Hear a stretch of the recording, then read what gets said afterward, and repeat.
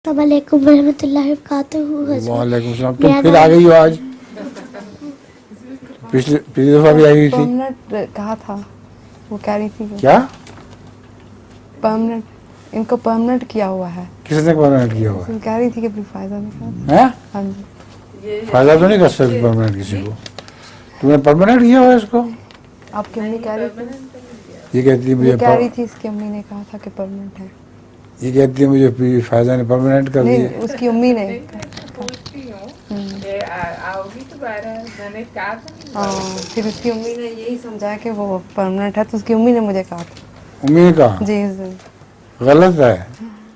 वैसे अब तुम बैठे ही रहो, आ गई हो, मगर आइंदा से परमानेंट नहीं हो। जी। जिस क्लास में आना हो या तो उस हल्के की क्लास हो तो आया करो, वरना पूछ लिया करो, ठीक है? अच्छा आप बताओ। मैं वहाँ से आई हूँ। मेरा ये सवाल है, अल्लाह ताला ने जुमे वाला दिन मुबारक दिन क्यों चुना है?